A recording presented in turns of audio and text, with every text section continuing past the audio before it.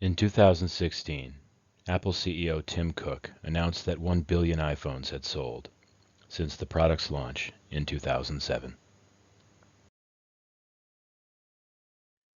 The iPhone: Impact on Society and Technological Change by David Tassinari.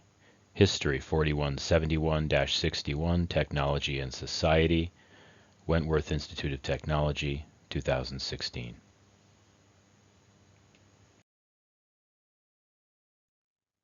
In 1973, Dr. Martin Cooper of Motorola created the first handheld mobile phone, capable of wirelessly transmitting a cellular phone call. A long history of development led to the ability to make this cellular phone call. Cell phones had been around for a while, usually in cars. They were about the size of a suitcase. What made this advancement so significant was that, for the first time, the self-contained, what we currently think of as a cell phone, was born in 1973. And the technology stemming from that continued to move away from what we traditionally look at as a house phone that has been modified to make cellular phone calls into a handheld handset. This was the first advancement that started it all.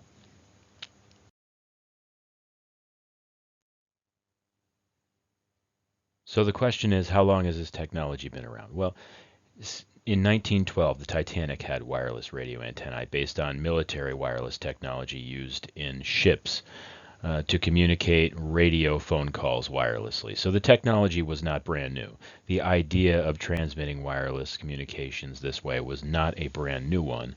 And certainly, Dr. Martin Cooper didn't have anything to do with that. His major contribution was he turned something that maybe took up a room on this ship and put it into a single handheld device. The technology continued to develop until about 1968, when something very revolutionary happened.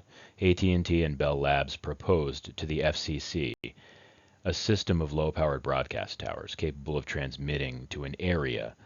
They would overlap these areas. Each area was referred to as a cell. So the way that we talk about your cell phone, you talk about cellular technology.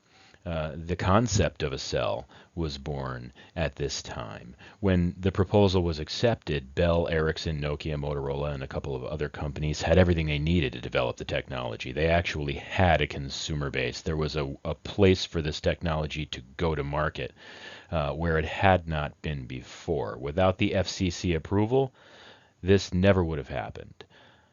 So very important turning point.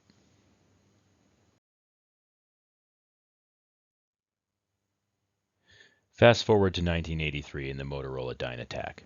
The phone that was based on Dr. Martin Cooper's original design, obviously been modified to be more functional than it was in its early stages. The phone had 30 minutes of talk time. It was enormous. It cost $3,000 to purchase, and the coverage was actually very poor. This phone was normally reserved for high-powered businessmen and the like.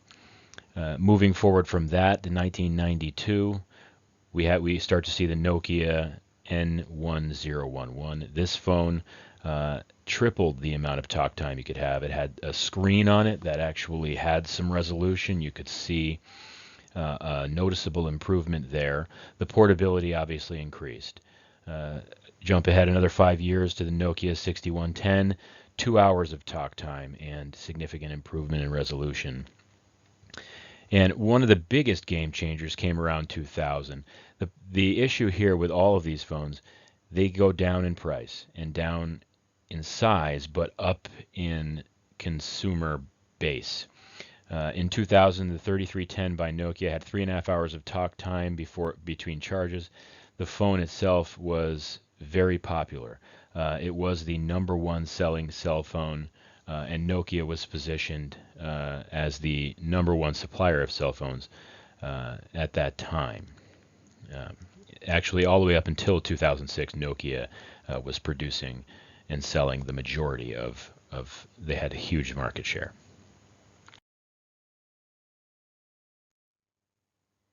So 2006 rolls around, we see Nokia has an enormous market share, and now something revolutionary happens. Okay, there's a lot of buzz going on about Apple's first cellular phone, them breaking into the market. They had previously been successful with the iPod, hugely successful with the iPod. And now rumors are flying that Apple is about to announce that they are coming out and breaking into the cellular phone market.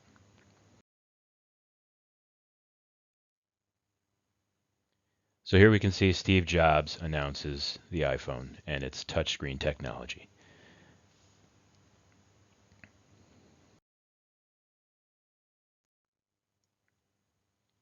So what made the first generation iPhone so revolutionary? Uh, okay, many things. Number one was the use of the multi-touch screen. I mean, you could watch videos on this thing, you could surf the web, you could play music via iTunes that you purchased there. There was a desktop-like operating system in iOS. Multi-touch was an interesting thing. The ability to customize the interface was new. There was only 4 or 5 buttons on the device. That's very unheard of. There was no keypad. At that time, people were very into texting by using a normal number pad where they would press the number 5 3 times for one letter and 2 times for another. This completely revolutionized that with an on-screen keyboard.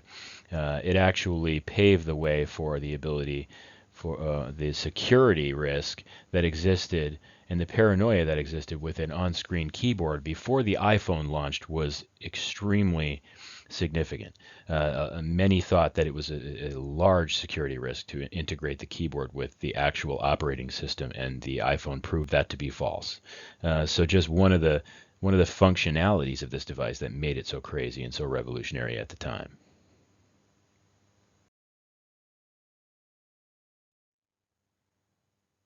So the revolution had began. Why was the iPhone so revolutionary? Well, think of it this way: the death of the stylus as an input device. PDAs had existed a while before the iPhone came out. There were Palm Pilots, there were other devices that were very similar. Very good processing power in these devices. They could do a lot of things. They were used a lot in business. They were used a lot with the government.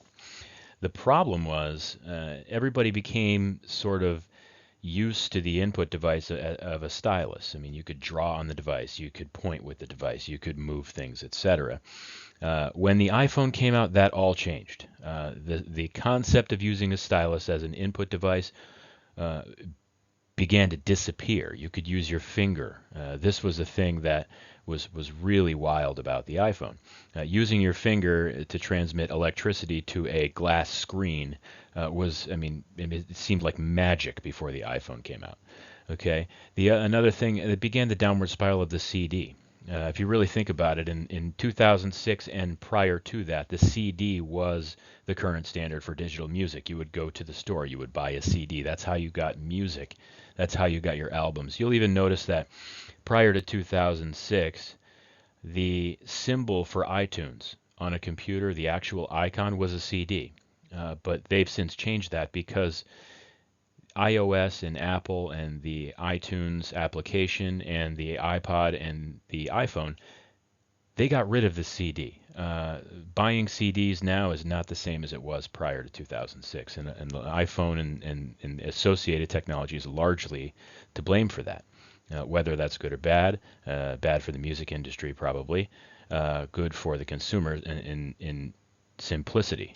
Ordering something for $1 if you only want one song is much different than buying the whole CD and for only one song. So another reason why it's so revolutionary, it combined the phone, camera, music player, PDA, and computer into one single handheld device that fit in your pocket.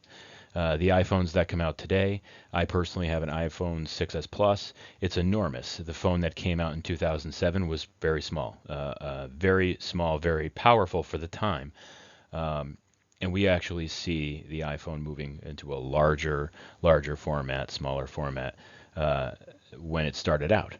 It also enabled the purchase of apps that modify or enhance the user experience. This was a crazy concept. You don't need to get a different device to change the user experience. Previous cell phones, very much like that. You couldn't update the software in your Nokia. It didn't work that way. But every time a new iPhone would come out, you may have had an old one, but you could still upgrade the software to the newest software technology, assuming that the hardware supported it.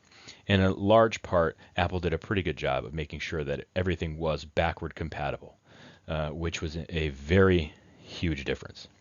It also enabled the users to modify the user experience. They could delete apps, they could add them. It opened up a whole different experience in many different arenas.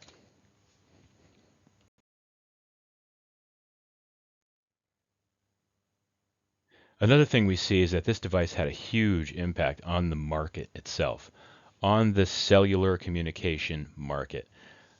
Things became possible now that were not possible before, such as a developer community. If your software and in iOS that runs on the iPhone or on the iPod actually allows the user to have an app from an app store, you need to fill that app store. And in order to do that, Apple developed the developer community where anyone could join. They pay a fee, they get access to the Apple software development kit, and they could publish apps as long as Apple agreed with the functionality and the purpose. And they could sell them. So this actually is a great way to scale their software. They developed something that was scalable and they could still control to a certain extent. They get a cut of the profits, and at the same time, they can make a wider market for the device because you start to see that business and education and all kinds of different apps were coming out. The possibilities were nearly limitless. The only approval that you needed was from Apple. So we see a lot of change in there in the market. The competitors to Apple's business at the time were forced to move to touchscreen. I mean, nobody could compete anymore with a taptic touch device. I mean, you could not have a keyboard on your phone and a small screen and expect to compete with the iPhone. So we started to see things like Android come out from Google. We started to see some competition there that was largely Apple created their own competition through other entities emulating their technology. And this is a very interesting way. In one way, Apple had created its own competition. They're still in competition with Google. It will always be in competition with Android. And those are the two big players in the cell phone market even today. And we also see in the market that the smartphone is now the new cell phone. Everybody that had a cell phone in 2005, that was you start to see a large growth. Everybody would have one. Now everybody has a smartphone. No, very few people have a flip phone. Very few people have a candy bar style phone. Everybody has a smartphone. Most of them are touch devices. Most of them run on an app store. Okay, another thing that it did to the market, it allows business people to take the office with them. It changed the way that we work as a society. You no longer checked out when you left at 5 p.m. You can now receive your work emails at home. You can now stay connected no matter where you are, whether that's business travel or personal time. It really changed the way that society works in general. It also opened up other markets, secondary markets for peripherals like cases, headphones, and Bluetooth devices. I mean, there are countless suppliers of all of these devices that exist only because the iPhone was launched. So multi-million dollar markets that would not be there had the iPhone not been launched and this technology not come about. The other thing is integration. The software and the hardware that Apple provided for the iPhone, they actually are, it is so popular and they have such great market share that you start to see automobile industries coming on board and integrating the technology so that users can integrate their Apple device with the vehicle they drive. So now, if you buy a brand new Ford vehicle, it has an integrated application that reads and talks to your iPhone, allowing you to make text messages or receive text messages through the phone and through the vehicle at the same time. So that type of thing would have never existed had something like this not come along.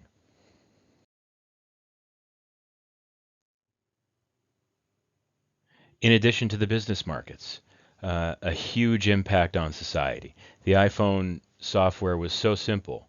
Okay, it's so simple that you can teach your grandma how to use it at the same time you're teaching your 4-year-old how to use it. Um, a widespread demographic. It enables children to become more tech savvy sooner. Uh, I myself have 4 children, and my 2-year-old son knows how to work an iPhone. He might actually walk up to a regular LCD computer screen and start swiping across it, thinking that something is going to happen. Why? Because he is acclimated to the devices at such a young age that that just becomes what they do. Uh, Children are becoming more exposed to this through gaming and learning and children's apps, and all of that actually helps to make them more tech savvy faster than if we were to have done it with just computers alone. Even computer technology nowadays, when you buy a new laptop, most of them are touchscreen. Some of them are convertible tablet PCs. The technology is very much emulating the iPhone across the board, and as a result, I mean, it's partly due to the PC manufacturers recognizing that younger generations are going to be used to the iPhone mentality, the touchscreen era. So they get on board and they produce products that support that type of input. Education, medicine, business, design, engineering industry, all adopting touch-focused technology. It's absolutely true. I deal with technology in the engineering industry all the time. Very much of this stuff is moving toward a touch-based environment. Okay, we have large screen touch screens that we use to display engineering applications, and they run on touch. It's just the way that the industry is moving, and society is geared toward that. The future generations of people coming into the workforce are already going to be acclimated for that. They're going to expect to have that functionality, and so society must adjust.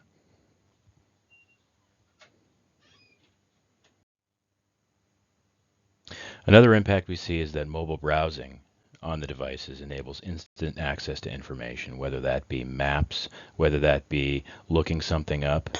Uh, this type of stuff was never possible before, and the iPhone enables that capacity in the information age.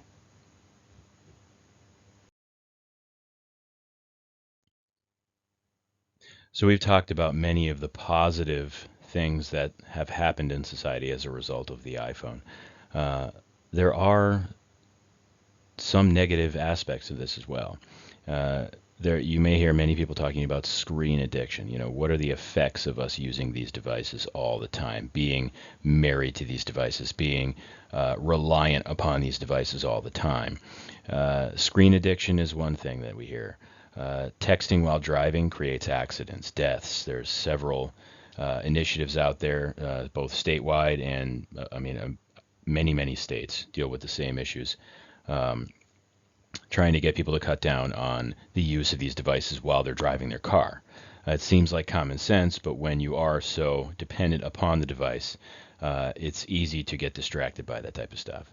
There's also psychological issues such as isolation as a result of, your social needs being met by social media on these devices. I mean, you go days and days, people are on Facebook, Twitter, Instagram. They get social interactions that way. They don't need to have the face to face interactions that we traditionally have. And the question becomes, well, what does that do to a person? Does that make them socially awkward? Does that make the way that they react or deal with situations different? And there's a lot of studies and a lot of things going on that either support or refute that, but that remains to be seen. What type of change society is going to have as a result of constant access or ability to access this social media. There's also possibilities for predatory behavior. It is possible to track somebody with a cell phone.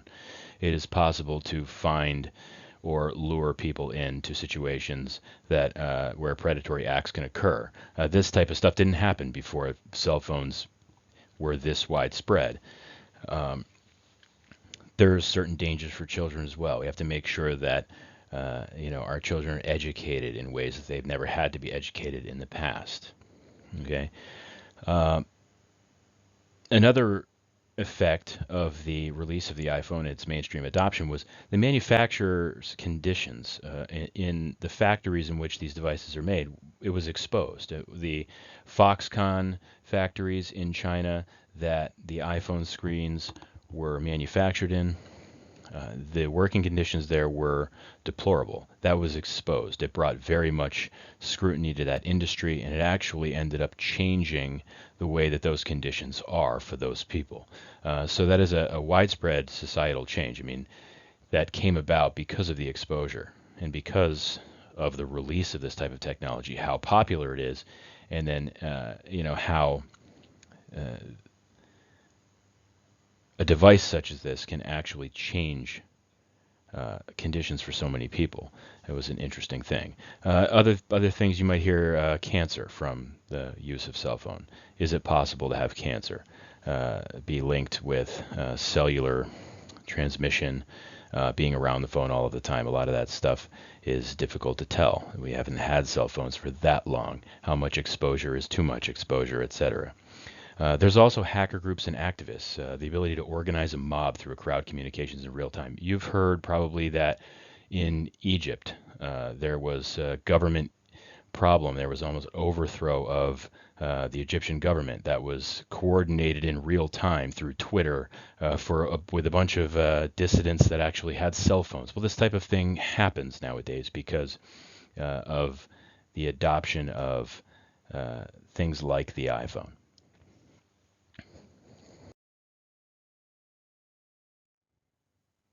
So what's going to happen in the future with this technology? Even in the last few years, we start to see the adoption of machine learning as a way for a piece of software that is collecting information and collecting input and storing it in a database and then mining that data and then using that mined data to uh, to solve problems. And by solving problems, one of them might be to provide an answer for a question, establish a knowledge base, and draw from that. Machine learning is largely a machine's ability to learn. When this becomes possible, fully possible, uh, where the machine doesn't need to be programmed to do something, it can actually teach itself. We have the possibility for something that Ray Kurzweil, a common futurist, refers to as a singularity. When a machine becomes able to teach itself, it will ultimately become smarter than man. Uh, this is a dangerous prospect for many people. And we are in the very beginning of getting machine learning uh, to the point where something like that is possible, but many do believe that this is on the horizon. Other things, wireless power transmission. You should no longer have to plug in your iPhone. You should be able to put it down on something and charge it. A lot of these things are currently already in the works. Wired power transmission isn't required. You do need to have contact power transmission in the current technology. What else we expect to see is further integration into consumer and industrial markets, the Internet of Things. Um, the iPhone should be able to be used to control more aspects of human life than ever before. Right now, I can change my thermostat temperature. I can check, on the temperature of my refrigerator with my iPhone. I would expect that a lot more things in the future will adopt that type of technology. And one thing that's very interesting that we don't think about that often. A lot of us use PCs. In fact, I'm recording this on a PC. Well, at some point or another, we may actually see the death of the PC as the wireless devices such as the iPhone become so powerful. The question now becomes, what do we need to make this as powerful as a PC? Well, the answer is normally we just need something that's a larger screen resolution because the technology is catching up at such a rapid rate to what the capability of a PC is. So in the future, what we may see with this technology is not the reliance on the PC that we see today, but more or less using a larger screen resolution that is tied to your handheld mobile device that you carry. And all of your data, all of your information, all of your functionality will all still be stored in one handheld device and just cast to the devices in which you want to display them.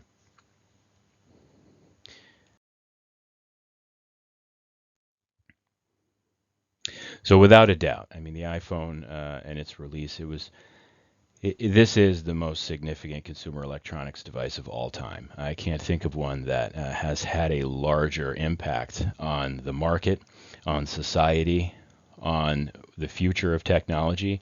I can't think of a device that more competitors have tried to emulate, albeit unsuccessfully in most cases.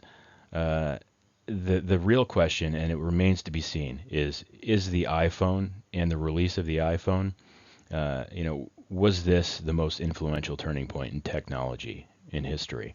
I mean, it very well could be, but that depends on what happens in the future and what direction we go as we use technology like this.